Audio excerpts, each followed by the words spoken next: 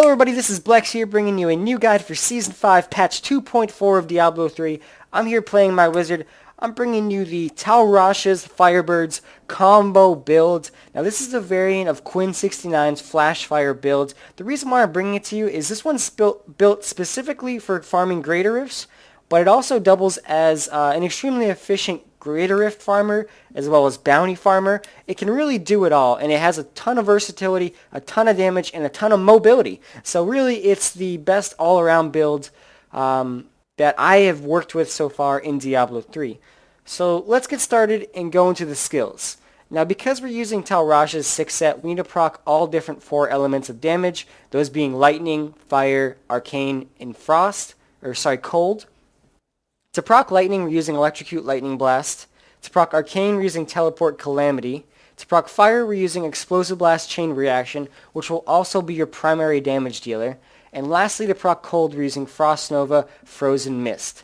Now, I also want to point out that Teleport Calamity doubles as a huge mobility increase. That's why we use this instead of some alternative arcane damage dealer.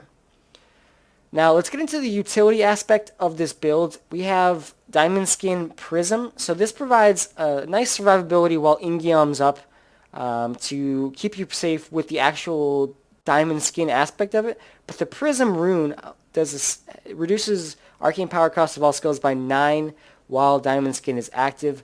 This is tremendous. It allows you to keep your arcane power maxed out at all times, which synergizes well with this build as you're spamming a lot, so the more arcane power you have, the better off you are, as well as we're using the Aquilia's Curse in the cube for the static 50% damage reduction, and this will pretty much always be up while you're farming.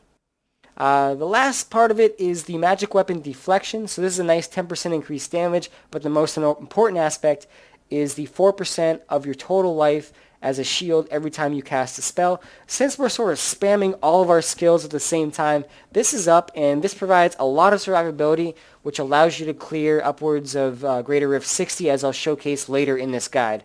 For passives, the most important ones in your passive slots are Audacity and Evocation. You're going to be constantly up in the face of all your enemies, so Audacity is a no-brainer, flat 30% damage increase. Evocation reduces your cooldowns by 20%. This build's primary damage dealer, as I said, is an Explosive Blast. So the more you can spam that, the better off you are. So the 20% reduction is ideal. The next two can be altered. You can sometimes use Elemental Exposure, or maybe Conflag, or even Glass Cannon or Blur. But I prefer these two. It's Unstable Anomaly. This just saves your life if you get killed. It's a cheat death, basically. And Illusionist, which gives you some increased movement speed after you use your teleport.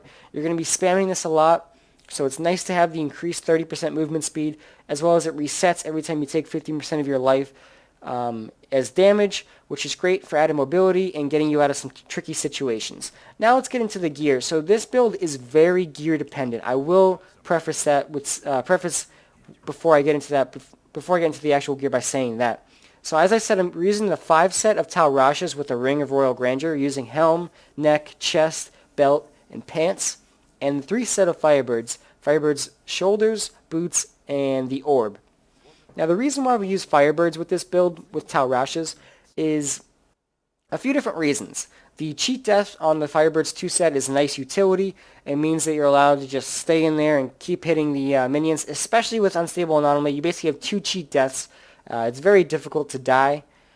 And the 4 set gives you 3,000% increased damage as fire. Does 3,000% weapon damage as fire as a dot on the enemies that you attack. This procs very quickly with Chain Reaction, Explosive Blast. So it's great to have that. You're able to just quickly run by minions and not have to worry about it. You can sort of, set it and forget it and just get them burned and run away and move on to your next elite pack, because this build is all around killing elite packs. The other side benefit is the orb on FireBirds gives you 20% maximum fire damage. I have 19 on this one though, which is great because your primary damage dealer is a fire spell. Now for weapons, we're using the Wand of Woe. This is extremely important to this build. This build does not work without it. It triples the amount of Explosive Blast you're triggering with each cast, which is great. More damage provides.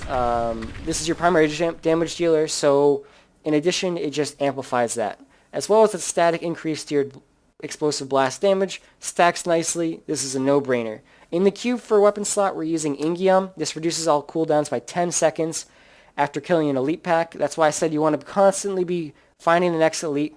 The less cooldown you have, you'll see this cooldown on explosive blast is 6 seconds, so you have no cooldown on it, so you're constantly spamming that, getting off as many explosive blasts as you can, and this will just melt enemies. In the spirit of finding more elite packs, we're using Nemesis Bracers. This will spawn an elite every time you click a shrine. There's going to be, at least a few shrines in each Greater Rift, and especially in regular rifts and in bounties, you'll see a lot. This is great for completing the rifts faster, as well as keeping your Ingium up. For the hands, we're using Mage Fist. The reason why I use Mage Fist is because it has the increased percent damage to fire. As I said, primary damage dealer is fire, so we want to stack as much percent fire damage increase as we can get. I have it on my gloves, my bracers, and my neck, as well as the orb from the FireBird set. Now, the last piece of gear we have to talk about is the rings. We're using Focus and Restraint. This is 100% increased damage. It's a no-brainer.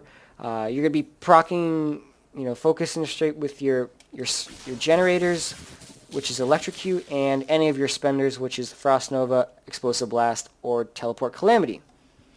Now for the the gear piece in the cube, we're using Aquilius Cuirass. Now the alternative to this is the Wisician Arm Guards. I typically use Wisician's Arm Guards when I'm farming regular rifts and bounties. Greater rifts, though, you do want the added survivability of Aquilius Cuirass and Ring of Royal Grandeur, so we're able to get the 6 set and 4 set of Firebirds and Tal Rashas. Now next I have a video of some gameplay of me in a Greater Rift 60, but as I do want to clarify, this build is great for Greater Rift 60 all the way down to Greater Rift level 1 for speed farming and leveling gems, and it's also great for farming keys and regular standard rifts as well as bounties. It truly is a do-it-all build, so check out some gameplay footage next. So I'm back here. Sorry, there's some technical difficulties with the last rift I did. I do have this rift up here though now. Let's get into the gameplay a little bit. You're basically just going to want to spam all your buttons at all times. It's really not too difficult from a concept standpoint. You're going to want to search for your elites. That's where you really just want to find your elite pack, kill it, and move on to the next elite pack. As you can see here, we have this nice little shrine. You're going to click that, and Nem's going to proc the elite pack. Once he drops, we have Ingium up, and we have infinite teleports, a huge damage increase, and the ability to just survive and kill anything we need to take down. As I said, we're going to be looking for our next elite pack. We don't really want to kill, well, we do want to kill the smaller mobs, but they don't matter quite as much, and our gem as well as the Firebird set will help take care of those lower monsters and get us some completion on the Greater Rifts. So let's go through. This build is tremendous. I use this build for farming gem levels, and also just, mostly farming gem levels and Greater Rifts and farming keys. I use this all the time for farming bounties as well. It really has a ton of versatility, and I've pushed this build up to level 60 on Greater Rifts. As you can see here, this is Greater Rift 60 now that I'm in. I have no problem at all, and it can easily handle a higher Greater Rift. I just haven't had the need to really push it any higher. I've sort of been farming my Caldicians up to level 60 with this build, and then I transitioned to the solo Twister Etched Sword DMOs build that I do have a guide for that I can link in the description of this video. And that's been tremendous for pushing as well as farming the higher Greater Rifts. As you can see, I have very little difficulty surviving. I do get some procs here and there of Unstable Anomaly, but really this is what that's there for. That's why I have Unstable Anomaly and Firebirds. It's very rare that you'll actually proc both and die. If you do, it's probably because you're being lazy and you're just standing in the same spot. I do want to mention, you want to make sure you keep using your generator skill, which is your Electrocute, as well as your spenders. You're always going to be using your spenders, but it's important because it's going to proc your focus and restraint, and the increased damage is pretty massive. 100% is nothing to scoff at. I believe we're going to get another Ingium proc here with that kill. As you can see, it killed 2 elites right there. That's why Nemesis Bracers is so powerful. It allows you to get more elites spawned and complete these rifts faster. As I said, without the elites, you're kind of useless. You're a sitting duck. The prism, the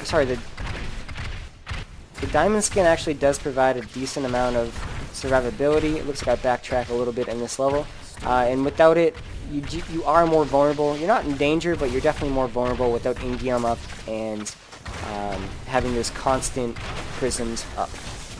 Sorry, the constant diamond skins up. Fortunately, this rift hasn't been too dense as far as elites go.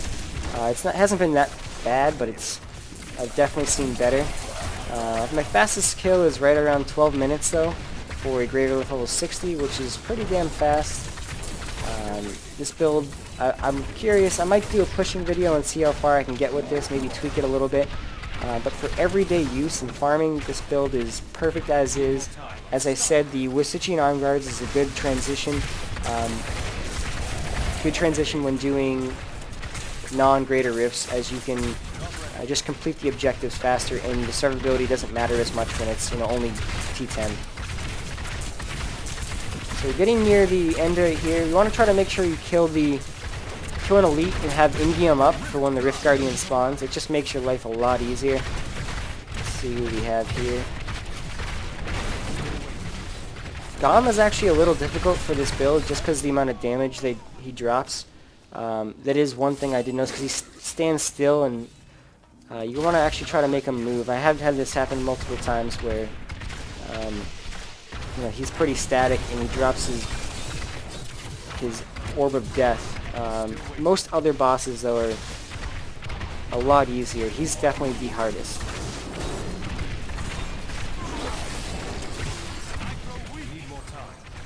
As you have to keep kiting him and make him transition and move, which is actually good for this video. It shows you guys the worst case scenario and how to deal with him. As you can see, not too hard, just pump the damage out. You can tell when he's gonna drop his goo, and that's the build. Let me know if you have any questions. I appreciate you watching my video. Like, comment, and subscribe if you enjoyed my content. I'm happy to make more content. And thank you very much, guys.